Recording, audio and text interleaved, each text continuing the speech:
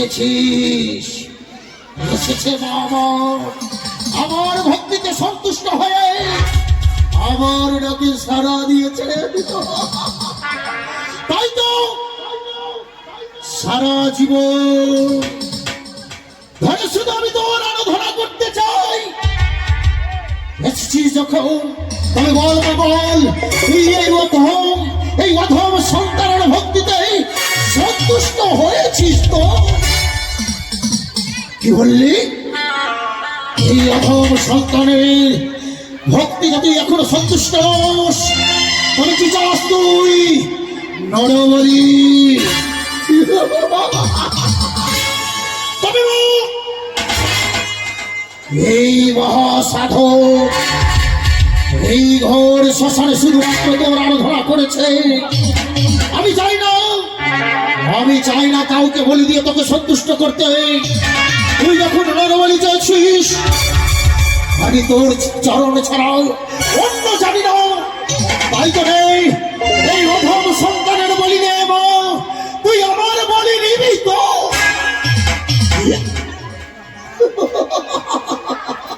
কি বলে এই শ্মশান বাসিনী বাবা নেবে না আমার বলি? তবে বলবো আর যখন এসেছিস নিবি না তুই আমার বলি, তবে তবে দেবাদে এই আশীর্বাদ কর আমি যেন সারা জীবন তোর চরণে দাস হয়ে থাকতে পারি। এই তো আমি চেয়েছিলাম সারাটা জীবন আমি তোর সাধনা করব, সারাটা জীবন এই আমি তোর চরণের দাস হয়ে থাকতে চাই। তুই যখন তোর চরণের দাস করবি তুমি বিলম্ব কেন? তোর এই জীর্ণ মন্দির অট্টালিকায় পরিণত কর।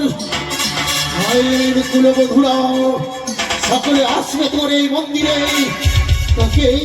তোকে সন্তুষ্ট করবে তাদের ভক্তিতে। সারা জীবন এই মনে অভিলাষ মন তুই পূর্ণ কর দিবি, তুই পূর্ণ কর।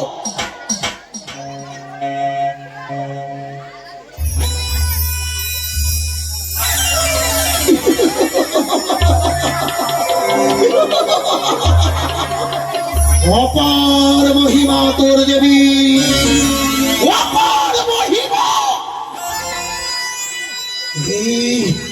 এই আমার জীর্ণ কুটির আজ যেন এই শ্মশান কালী মন্দিরে পরিণত হয়েছে। আর আজ থেকে এই মহা শ্মশানে এই সাধক শুধু তোর আরাধনা করবে। এই অথম সন্তানকে তুই কি পা দৃষ্টি দিস মা, তোর কি পা দৃষ্টি থেকে যেন আমি বঞ্চিত না হই। পাগল আমি তোকে সন্তুষ্ট করতে পারবো তো? সত্যি যদি তাই হয় মা তোকে কথা দিতে হবে তোর প্রতি যার ভক্তি রবে তার উপরে যেন কোনো কাল ছায়া না পড়ে। পরেও যদি কাল ছায়া তোর কৃপা দৃষ্টিতে তার কাল ছায়া বিনাশ হবে। বেশ এবার তোর প্রতি বিশ্বাস হয়েছে আমার, তুই আমার ভক্তিতে সন্তুষ্ট হয়েছিস। তাই তো মা আমার সাধক জীবন ধন্য এই অধম তান্ত্রিকের প্রণাম গ্রহণ করো দেবী, প্রণাম গ্রহণ করো। সকলে মিলে বলো জয় জয় মা শ্মশান কালীর জয়। সকলে মায়ের নামে উলুধ্বনি দাও, জয় জয় মা শ্মশান কালীর জয়। এই তো মাকে আমি আমার ভক্তিতে আমার এই মন্দিরে প্রতিষ্ঠা করতে পেরেছি। আর বিলম্ব নয়, মায়ের আরাধনা শেষ হয়েছে।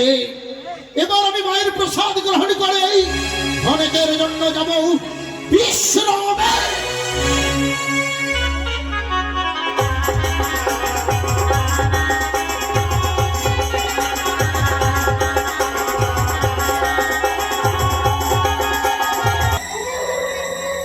এখন আমি আধা রাত্রে কোথায় যাব? কোথায় গেলে আমি আশ্রয় পাবো? কি চিন্তা করছো?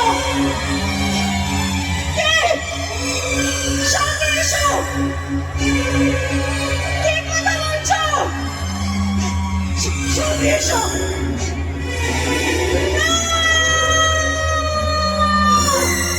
ওগো, কে কোথায় আছো? আমায় বাঁচাও, আমায় বাঁচাও,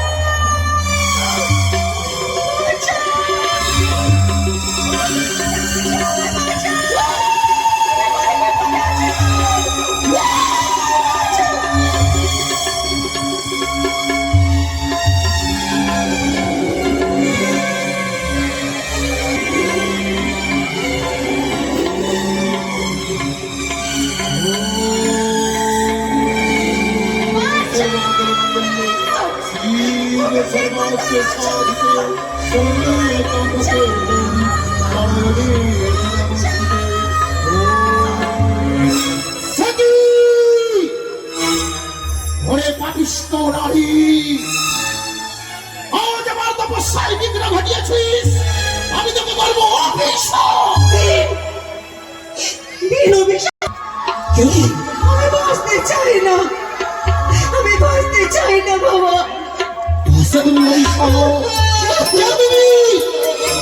তোমার সত্য পরিচয় আর কেনই বা এসেছে এই ঘর নিশিতে? বলো, কেঁদো না। আমি অসহায় এক মেয়ে মানুষ, আমি বড় বিপদে আছি বাবা। কি হয়েছে তোমার? আপনি আমায় বাঁচান। বলো,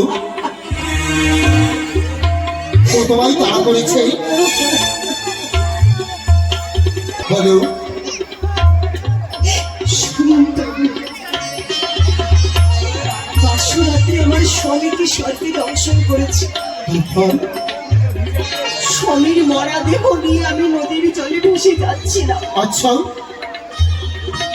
মাসের পর মাস, দিনের পর দিন শুধু ভেসে চলেছে এই ভরা নদীর জলে। তারপর দেবতা নগরে যাবো বলে। দেবতা নগর? কিন্তু আজ সূর্য ডুবার পর ঘনিয়ে অন্ধকার, চারিদিকে যেন আধার, নিশীথে নির্ঝুম রাত, জনশূন্য অরণ্য। জনশূন্য অরণ্য। সেই অরণ্যের নদীতে আমি একা এক মেয়ে মানুষ, মানুষের সঙ্গে আমার স্বামীর মৃতদেহ। তারপর স্বামীর মরা দেহ নিয়ে যখন আমি এগিয়ে যাই, হঠাৎ করে গা যেন ছমছম করে উঠলো। কি বলছো মা? আমি ঠিকই বলছি বাবা। তারপর কি হয়েছে? তারপরে গভীর জঙ্গলে, গভীর জঙ্গলে চিৎকার চিৎকার চিৎকার করছে। কে? আমি আধারাতে তো তেমন কিছু দেখতে পাইনি। দেখতে পাওনি? কিন্তু কি করে বুঝবো আমি তোমায় কে তাড়া করেছি? তুমি তবে ডান হাতে দেখেছিলেন এক মস্ত বড় খাড়া, এক মস্ত বড় খাড়া নিয়ে চিৎকার করছিল। কি বলে চিৎকার করছিল? রক্ত রক্ত রক্ত রক্ত রক্ত চাই, রক্ত চাই।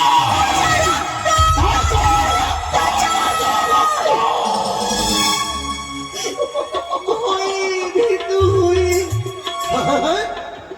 স্বামীর দেহ বাতাসে ফেলে প্রাণটুকু নিয়ে পালিয়ে এসেছে এই গভীর জঙ্গল। বাবা, বলো। আমি আপনার মেয়ের মতো, আপনি আমায় বাঁচান। ভয় নেই মা, ভয় নেই। এই বিপদ থেকে আপনি আমায় রক্ষা করেন বাবা। রক্ষে আমি তোমায় করবো মা, কিন্তু তোমার পতিতে তোমার উপরে কাল দৃষ্টি করেছে, কাল ছায়া পড়েছে চারিদিক থেকে, তোমায় গ্রাস করবে প্রবল ভাবে। কালের ছায়া? হ্যাঁ, তুমি যে ভুল করেছো মা। এত বড় ভুল করলে মানে? এত বড় পাপ করে ফেলেছি আমি। আচ্ছা বাবা, বলো। আমার পাপের প্রায়শ্চিত্ত কি নেই? আছে মা, আছে। আমাদের সনাতন ধর্মে এই নিয়ম রয়েছে, কোন মন্দিরের সম্মুখ দিয়ে গেলে সেই মন্দিরের দেব দেবীকে সন্তুষ্ট করতে হয় তার ভক্তিতে, তবেই যাওয়া উচিত। সে দেখো, এই যে মহা শ্মশান কালী মন্দির, তুমি এই মন্দিরের সম্মুখ দিয়ে নদী বক্ষে ভেসে যাচ্ছিলে মায়ের চরণে প্রণামী না দিয়ে, তাই তো মায়ের কোপ দৃষ্টি পড়েছে তোমার প্রতি। কিন্তু এই রাতের আধারে আমি কি করে বুঝবো কোথায় মন্দির আছে আর কোথায় বা তীর্থস্থান আছে? এখন তো বুঝতে পেরেছো মা? না জেনে না বুঝে হয়তো আমি অপরাধ করে ফেলেছি। হ্যাঁ? এই অপরাধের প্রায়শ্চিত্ত কি কোনো উপায় নেই বাবা? আছে মা, আছে। এই পাপের প্রায়শ্চিত্ত তোকেই করতে হবে। কি করে জানি? কি করে বাবা? কালকে সন্তুষ্ট করতে হবে, তবে কাল ছায়া থেকেই তুই মুক্তি পাবি। কাউকে শান্ত করতে হবে? হ্যাঁ মা। কিন্তু অমন কাল রূপ কেনই বা তিনি নিয়েছি? অমন কাল রূপে তিনি কেনই বা আমাকে তাড়া করেছে? কেন তুমি জানতে চাও মা? কেন তিনি এমন রূপ ধারণ করলেন বাবা? কেন?